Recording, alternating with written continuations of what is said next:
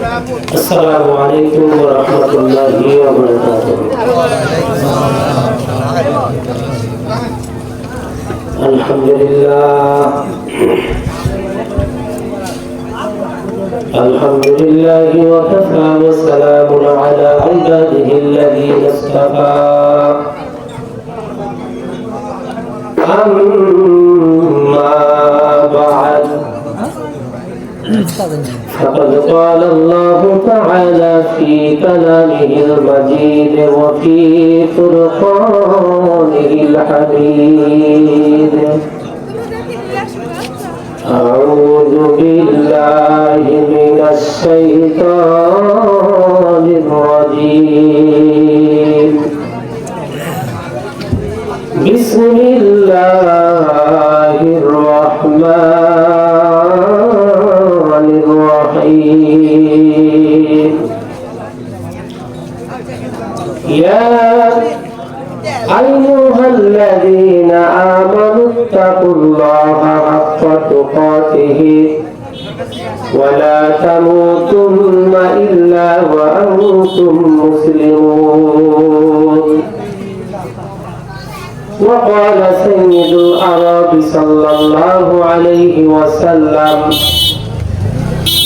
المسلم من سلم المسلمون من لسانه ويده، أو قام عليه الصلاة والسلام. وقال تعالى في شان حبيبه صلى الله عليه وسلم: إن الله وملائكته يصلون على النبي يا أيها الذين آمنوا صلوا عليه وسلموا تسليما. اللهم صل على محمد وعلى آل محمد كما صليت على إبراهيم وعلى آل إبراهيم إنك حميد مجيد. اللهم بارك على محمد وعلى آل محمد كما باركت على إبراهيم وعلى آل إبراهيم إنك حميد مجيد. ভ্রমণ সারি লাগিয়া করছো তুমি এত ভালো জান, ভ্রমণ সারি লাগিয়া করছো তুমি এত ভালো জান। কে জানে কার চলে যাওয়ার টাকা আছে কখন, তখন আধার ভরে একই রাতরে দেবে রাখো। মন কার লাগিয়া করছো তুমি এত ভালো জান, অমন কার লাগিয়া করছো তুমি এত ভালো জান। ও তোমার দেহ মাটি, মাটি তোমার ঘাটি, মরণ মাটি তোমার পিছু ছাড়বে না। ঠিক না বলেন? ও তোমার দেহ মাটি, মাটি তোমার ঘাটি, মরণ মাটি তোমার পিছু ছাড়বে না।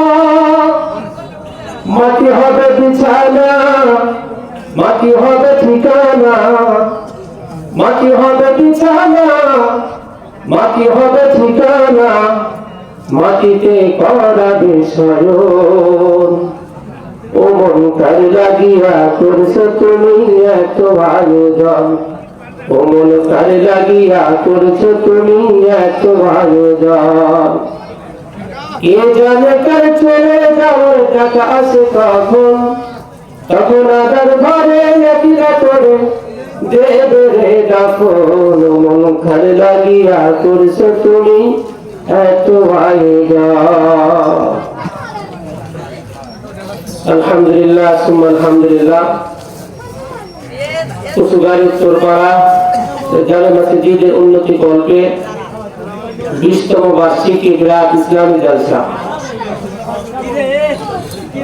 উক্ত জলসা শ্রদ্ধেয়ভাজন সম্মানিত সভাপতি মুআজ্জাজ মুকাররম দিগার উলামা ইকরাম, বিভিন্ন জ্ঞান অন্তর এলাকা থেকে সমাগত সম্মানিত সুধী, সর্বপ্রথম সেই মহান রবের দরবারে শুকরিয়া জ্ঞাপন করছি যে মহান রব্বুল আলামিন আমাদেরকে অত্যন্ত ভালোবেসে স্নেহ আদর মায়া মমতা করে দুনিয়ার সকল প্রকার ঝামেলা থেকে বিরত রেখে দ্বীনের নিসবতে কোরআনের মহাব্বতে আজকের এই বরকতপূর্ণ মাহফিলের মধ্যে আসার বসার তৌফিক দান করলেন। এই কারণে আমরা বেজায় না খুশি, অল্প না বেশি? যদি আমরা খুশি হয়ে থাকি তাহলে অন্তরের অন্তঃস্থল থেকে মহাব্বতের সাথে সেই মহান মহিয়ান বলিয়ান রব্বুল আলামিনের শুকরিয়া জ্ঞাপনার্থে দিল থেকে উচ্চ স্বরে মহাব্বতের সাথে করি আলহামদুলিল্লাহ। লক্ষ্য করে দরুদ এবং সালাম বর্ষিত হোক আকায়ে নামদার তাজদারে মদিনা দুলালে আমিনা সাইয়্যিদুল মুরসালিন খাতামুন নবিয়্যিন শাফিউল মুসলিমিন আমাদের নবী বিশ্ব নবী মুহাম্মদ আরবি হযরতে মুহাম্মদ দিল থেকে মহাব্বতের সাথে করি সাল্লাল্লাহু আলাইহি ওয়াসাল্লামের উপর।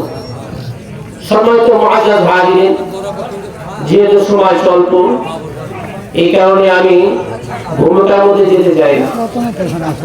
আমি আপনাদের সামনে পবিত্র কোরআনুল কারীমের সূরাতুল আলে ইমরানের 102 নম্বর আয়াত তেলাওয়াত করার সৌভাগ্য পেয়েছি।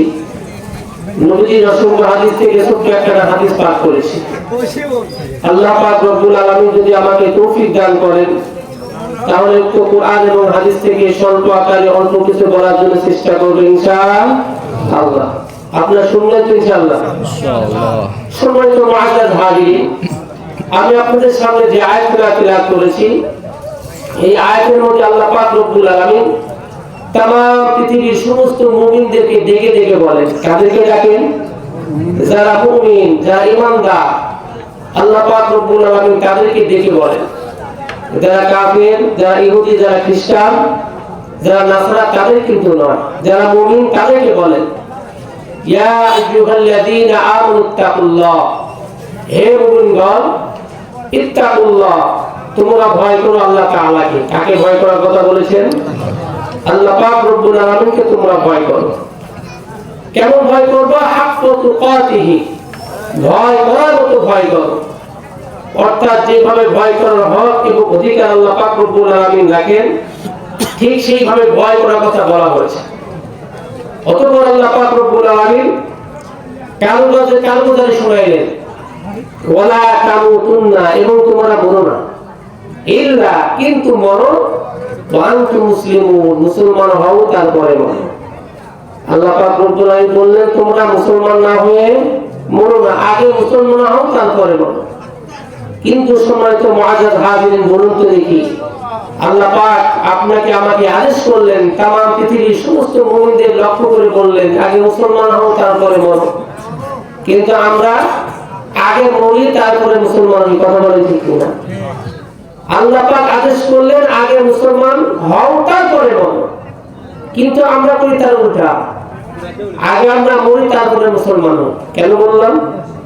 কারণ দেখবেন আপনাদের এই কুচুগাড়ি কবরস্থানের মধ্যে অথবা গাউদিয়া কবরস্থানের মধ্যে যখন একজন মাইয়াকে কবরের মধ্যে রাখা হয়, এই যে হুজুররা মানে আব্দুল আলিম ভাই, এনার মতো অনেক হুজুর ওই মাইয়াতের নামের মধ্যে হাত দিয়ে কি যেন দোয়া করে, বিসমিল্লাহি ওয়া আলা মিল্লাতি রাসূলিল্লাহ পরে কি পড়ে না?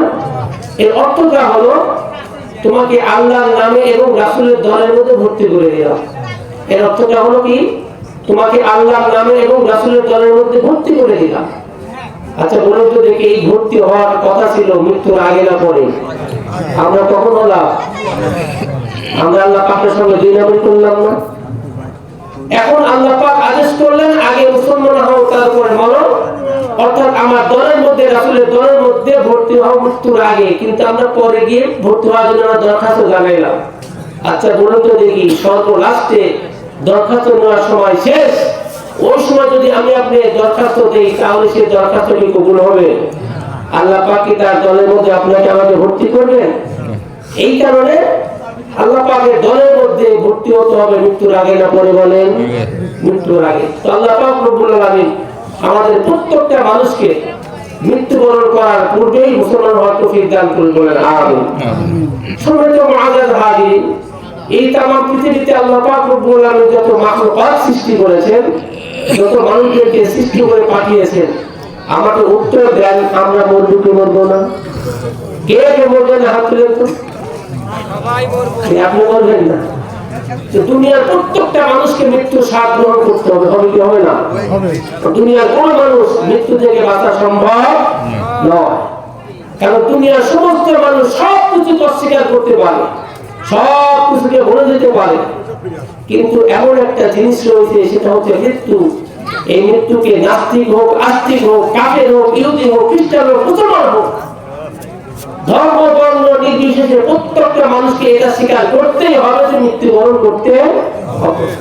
আল্লাহ পাক রব্বুল আলামিন এই সুবাদে পবিত্র কোরআনুল কারীমের মধ্যে বলেন, কুল্লু নাফসিন যায়িকাতুল মাউত সুম্মা ইলাইনা তুরজাউন। মাউতু কাসিন কুল্লু নাফসিন সারিকুহু মাউতু কাসিন কুল্লু নাফসিন সারিকুহু কবরু বাইতিন কুল্লু নাসিন দাখিলু।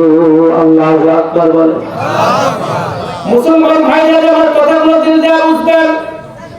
আল্লাহ পাক রব্বুল আলামিন পবিত্র কোরআনুল কারীমের মধ্যে ঘোষণা করেন, কুল্লু নাফসিন যায়িকাতুল মাউত, যে প্রত্যেকটা প্রাণীকে, প্রত্যেকটা নফসকে মৃত্যু স্বাদ গ্রহণ করতে হবে।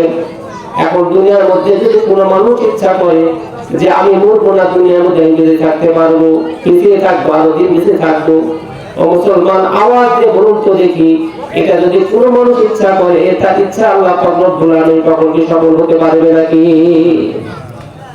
যদি কোনো মানুষ ইচ্ছা করে আমি দুনিয়ার মধ্যে থাকবো, দুনিয়ার থেকে বিদায় হবো না, এটা কিন্তু কখনোই সম্ভব নয়। কারণ আল্লাহ পাক রব্বুল আলামিন পবিত্র কোরআনুল কারীমের সূরাতুল আরাফে 34 নম্বর আয়াতের মধ্যে আল্লাহ পাক রব্বুল আলামিন বলেন, ওয়ালিকুল্লি উম্মাতিন আজালুন ফাইযা জাআ আজালুহুম লা ইস্তাখিরুনা সাআতান ওয়া লা হুম ইস্তাকদিমুন। আল্লাহ পাক রব্বুল আলামিন বলেন, ওয়ালিকুল্লি উম্মাতিন আজাল, প্রত্যেকটা জাতির জন্য আল্লাহ পাক রব্বুল আলামিন তার সময়কে নির্ধারণ করে দিয়েছেন। যখন তার সময়টা শেষ হয়ে যাবে, যখন তার সময়টা একেবারে শেষ হয়ে যাবে, সে ইচ্ছা করলে কিন্তু দুনিয়ার মধ্যে গুণত থেকে থাকতে পারবে, সে ইচ্ছা করলে দুনিয়ার মধ্যে থাকতে পারবে না। এমনকি যদি কেউ ইচ্ছা করে যে আজকে আমার মৃত্যুবরণ করতে হবে, কিন্তু আমি আজকে মৃত্যুবরণ করবো না, কালকে মরবো, ও মুসলমান বলুন তো দেখি, এটা কি কখনো সম্ভব নাকি? অথবা যদি কোনো মানুষ ইচ্ছা করে যে আমি আগামীকাল মরবো, আমি আজকে কোনো সমস্যা কিছু, এটা কিন্তু কখনো হতে পারে না। এই কারণে আল্লাহ পাক রব্বুল আলামিন বলেন যে প্রত্যেকটা জাতির জন্য, প্রত্যেকটা জাতির জন্য, প্রত্যেকটা মানুষের জন্য তার মৃত্যুকে নির্ধারণ করে দেওয়া হয়েছে, সময়কে নির্ধারণ করা হয়েছে। তার সময়টা যখন শেষ হয়ে যাবে, তার হায়াত যখন শেষ হয়ে যাবে, ইচ্ছা করলে দুনিয়ার মধ্যে কিন্তু সে আর কখনোই থাকতে পারবে না। মুসলমান ভাইরা আমার, তাহলে আমরা মরবো, এটা সত্য, এটা সত্য কিনা? প্রত্যেকটা মানুষ আমরা মরবো, মৃত্যু স্বাদ গ্রহণ করতেই হবে, করতেই হবে। কিন্তু এখন প্রশ্ন হলো আমরা মরবো কখন? আমরা কখন মরবো? প্রত্যেকটা মানুষ আমরা জানি আমরা মরবো, মরতে হবেই হবে, এটাই হচ্ছে সত্য। কিন্তু মরবো কখন? তাহলে এখন প্রশ্ন হলো যে মরবো কখন? এটা বলুন তো দেখি, এই জ্ঞান একমাত্র কার কাছে? আমি কোথায় কিভাবে কখন মৃত্যুবরণ করবো, আল্লাহ পাক রব্বুল আলামিন ছাড়া দুনিয়ার কেউ কিন্তু কখনোই জানতে পারে না। এমনকি স্বয়ং রাসূলুল্লাহ সাল্লাল্লাহু আলাইহি সাল্লাম কিন্তু তিনিও বলতে পারেন না কখন মৃত্যুবরণ করতে হবে। এই কারণে যে আয়াতটা আমি আপনাদের সামনে তেলাওয়াত করেছি, আল্লাহ পাক রব্বুল আলামিন বলেন যে মুসলমান না হয়ে তোমরা মরো না। এখন বলুন তো দেখি, কখন মরবো, কোন সময় মরবো, কিভাবে মরবো, কেমনে মরবো, এটা তো আমরা জানি না। তাহলে মুসলমানটা হবো কখন? কখন মুসলমান হবো? এই মুহূর্তে, এখন, এখন থেকে মুসলমান হতে হবে আপনাকে, আমাকে এখন থেকে মুসলমান হতে হবে। অর্থাৎ আমার কথাটা যে পর্যন্ত যাচ্ছে, যাদের কানে কর্ণে পড়ার মধ্যে ঢুকছে, তাদের উচিত এখন থেকে যা কিছু পিছনে করেছি সব কিছুকে ভুলে, সব কিছুকে ফেলে এখন থেকে তওবা করে আপনাকে আমাকে মুসলমান হতে হবে। কেন মুসলমান হতে হবে? কারণ আমি আপনি কখন মরবো জানি না। এটা কিন্তু আমি আপনি কখনোই সেটা জানি না, কখনোই সেটা বলতে পারবো না। যেরকম হযরত হানজালা আলাইহিস সালাতু ওয়াস সালামের যুগে একজন বাচ্চা ছিল, নামটা ছিল বাদশা তাইফুর। তার নাম কি ছিল? বাদশা তাইফুর ছিল। ওই হানজালা আলাইহিস সালাতু ওয়াস সালামের যুগে তাদের কাছে মৃত্যু আসতেছিল না, তারা মৃত্যুবরণ করতেছিল না। এমনকি করতে করতে এক পর্যায়ে তারা মৃত্যুকেই ভুলে গিয়েছিল। মৃত্যু নামক কোনো বস্তু আছে তারা বুঝতো না, জানতো না। হঠাৎ করে আকস্মিক ভাবে কিছু মানুষ মৃত্যুবরণ করলো। এবার বনী ইসরাইলের সমস্ত লোকেরা গিয়ে ওই যে বাদশা তাইফুর, ওই যে মূর্খ বাদশা, তার কাছে গিয়ে বললো, বাদশা, আমাদের বনী ইসরাইলের কিছু মানুষ আকস্মিক ভাবে মৃত্যুবরণ করেছে, কেন তারা মৃত্যুবরণ করলো বুঝে আসে না। এবার বোকা তাইফুর, বাদশা তাইফুর, সে বলল, আসলে তারা মৃত্যুবরণ করে নাই, এটা হচ্ছে তাদের একটা শব্দ দূষণ। এটা কি? তাদের একটা শব্দ দূষণ। তারা মৃত্যুবরণ করে, তারা বেহুশ হয়ে গেছে। কেননা হানজালা বারবার শুধু তাদের কানের কাছে বলে, তুমি আল্লাহ তাআলার পথে চলো, আল্লাহ তাআলার কথা বলো, তোমরা দ্বীনের পথে চলে আসো, কারণ তোমাদের কাছে যখন তখন মৃত্যু আসতে পারে। অতএব তোমার আল্লাহ পাক রব্বুল আলামিনের পথ ছাড়া অন্য কোনো পথের মধ্যে তোমরা চলো না, অন্য কোনো পথের মধ্যে তোমরা চলো না। এই যে বারবার হানজালা আলাইহিস সালাতু ওয়াস সালাম তাদের কানের কাছে বলার কারণে কিন্তু তারা মৃত্যুবরণ করে, আসলে তারা বেহুশ হয়ে গেছে। এবার বনী ইসরাইলের লোকদেরকে বাদশা তাইফুর বলে দিল, যাও যাও, পুনরায় তাদের কানের কাছে গিয়ে তোমরা বলতে লাগো, চিল্লাপালা করতে লাগো। যখন তাদের কানের কাছে গিয়ে পুনরায় তোমরা চিল্লাপালা করবে, তাহলে দেখবে তারা পুনরায় আবার জীবিত হয়ে যাবে। ও মুসলমান, একটু চিৎকার করে বলুন তো দেখি, যারা মৃত্যুবরণ করেছে তাদের কানের কাছে যতই চিল্লাপালা করা হোক না কেন, তারা কি আর জীবিত হবে? তারা আর জীবিত হবে না। কিন্তু বোকা বাচ্চা তাইফুর কি বললেন, তাদের কানের কাছে গিয়ে তোমরা চিল্লাপালা শুরু করে দাও। এবার বাদশা তাইফুরের কথা অনুযায়ী এই সমস্ত মানুষ গিয়ে ওই সমস্ত মৃত্যু ব্যক্তিদের কানের কাছে গিয়ে চিল্লাপালা করা আরম্ভ করে দিল। এত চিল্লাপালা করলো, চিল্লাপালা করা সত্ত্বেও কিন্তু তারা জীবিত হলো না, তারা মৃত্যুবরণ করেই থাকলো। এবার তারা ব্যর্থ হয়ে গেল।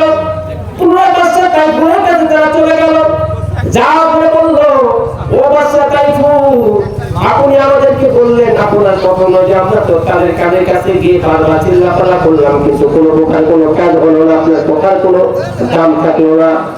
এবার বাদশা তাইফুর ঘোষণা করে দিলেন, আসলে যত চিল্লাপাল্লা করো না কেন, তারা জীবিত মনে, তারা সত্যি সত্যি মৃত্যুবরণ করেছে। এবার বাদশা তাইফুর কি করলেন, তিনি ভিতরে একটা ভয় সৃষ্টি হয়ে গেল। যেহেতু বনী ইসরাইলের মানুষেরা মৃত্যুবরণ করা আরম্ভ করে দিয়েছে, তারা সেহেতু মৃত্যুবরণ করবে, সেই ভয় সে কি করলো, বিশাল একটা প্রাসাদ বানাইলো। প্রাসাদ বানানোর পর একেবারে প্রাসাদের মধ্যস্থলে একটা লোহার মূর্তি একটা ঘর বানালো, এবং প্রত্যেকটা গেটের মধ্যে এক একটা করে পাহাড়া বিযুক্ত করে রাখলো। তাদের হাতের মধ্যে ধারওয়াল তরবারি দিয়ে মসজিদে ঢোকেন, এবং তাদেরকে আদেশ করা হলো, এই যে তোমাদেরকে আমাদের পাহাড়া বিযুক্ত করে রাখলাম, আমি এখন বিয়াল লোহার বিযুক্ত ঘরের মধ্যে বসে থাকবো, তোমরা খবরটা তোমরা দেখবা যে আজরাইল যাতে এই দিক দিয়ে না আসে। তো মুসলমান বলুন তো দেখি, আজরাইল আমার কাছে আপনার কাছে আসতে কি কোনো প্রকার কোনো পারমিশনের দরকার আছে? কোনো প্রকার কোনো পারমিশনের দরকার নাই, এমনকি কোনো দরজারও দরকার নাই। কিন্তু বোকা বাচ্চা তারপর কি বললো, পাহাড়টা যদি তোমার রাখলো এবং বলা হলো যাতে করে এই দিক দিয়ে আজরাইল আসতে পারে।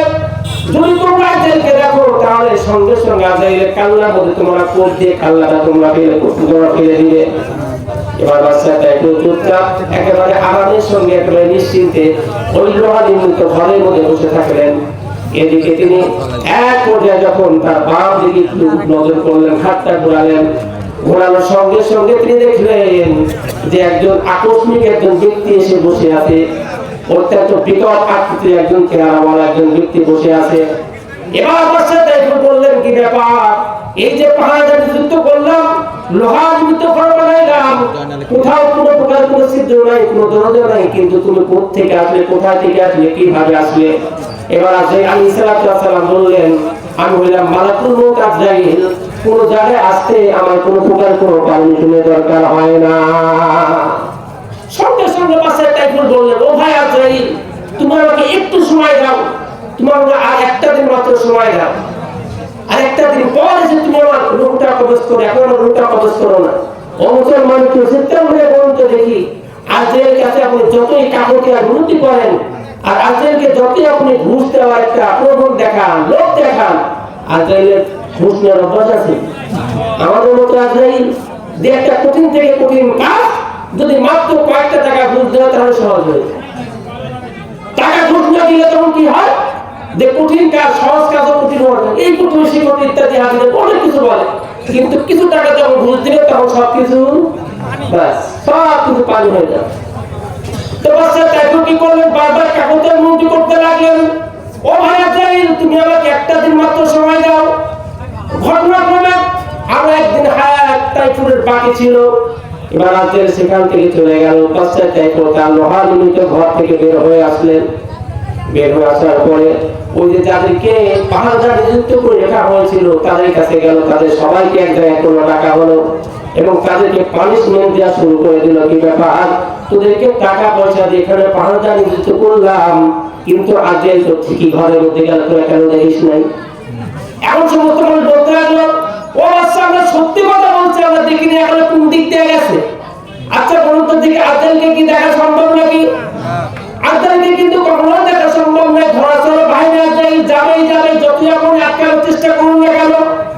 সমস্ত মানুষ বললো, আচ্ছা সত্যি করে বলছি, আসলে কোন দিক দিয়ে আজরাইল গেছে আমরা কিন্তু দেখি না, যদি দেখতাম অবশ্যই তার গলাটা আমরা ফেলে দিতাম। এবার বাচ্চা আবার পুনরায় লোহা নিমিত্ত ঘরের মধ্যে গেলেন। তারপরে সমস্ত জায়গার মধ্যে চেক করা আরম্ভ করলেন, পরীক্ষা নিরীক্ষা করতে লাগলেন। আজরাইল আসলো কোন দিয়ে, আমাকে একটু দেখতে হবে কোন দিক দিয়ে আসলো। এবার বাচ্চাটাকে দেখতে দেখতে এক জায়গায় তুলে দেখতে মাত্র ছিদ্র রয়েছে। এখন ওই বোকা বাচ্চাটাই মনে করলেন যে হয়তো বা এই ছিদ্র দিয়ে আজরাইল এসেছে, সেই ছিদ্রটা বন্ধ করে দিল। এবার ছিদ্রটা বন্ধ করে দেওয়ার পর সে চুপচাপ নিশ্চিন্তে পুনরায় বসে থাকলেন। হঠাৎ করে ধোয়া ঘা ঘুরতেই মাথা ঘুরতে পুনরায় সে নজর করে দেখলো যে আবার আজরাইল এসে হাজির। এবার আজরাইল আর বাচ্চা তাইফুরকে আর এক মিনিটও সময় দিল না। বাচ্চা তাইফুরকে একটা মাত্র সময় দিল না। সেখান থেকে বাচ্চা তাইফুরকে আজরাইল আলাইহিস সালাতু ওয়াস সালাম তার উল্টা কবজ করে নিয়ে চলে গেলেন। ও মুসলমান ভাইরা আমার, এই ঘটনাটা আপনাদের সামনে বলার একমাত্র কারণ হলো, বলুন তো দেখি আমরা কোথায় মরবো, কখন মরবো, কিভাবে মরবো, দুনিয়ার কোনো মানুষ জানে কি? এই কারণে আল্লাহ পাক রব্বুল আলামিন বলেন যে তোমরা আগে মুসলমান হও, তারপরে মরো। মুসলমান না হয়ে তোমরা মরো না। এই কারণে মুসলমান ভাইরা আমার, বলুন তো দেখি মৃত্যুর পূর্বে আপনাকে এবং আমাকে মুসলমান হতে হবে কিনা? মৃত্যুর পূর্বে আপনাকে এবং আমাকে মুসলমান হতে হবে, কারণ মরতেই হবে। মরা ছাড়া আমাদের কোনো উপায় নাই। ওই কবর ঘরের মধ্যে যেতে হবে। 3খানা 5খানা কাপড় আমার গায়ের মধ্যে জড়িয়ে কবরের মধ্যে রাখবে কি রাখবে না? প্রত্যেকটা মানুষকে রাখবে। এই কারণে মৃত্যুর পূর্বে আমরা অবশ্যই মুসলমান হতে হবে। মুসলমান হবো, তারপরে মৃত্যুবরণ করবো। এই কারণে কখন মুসলমান হবো? এই যে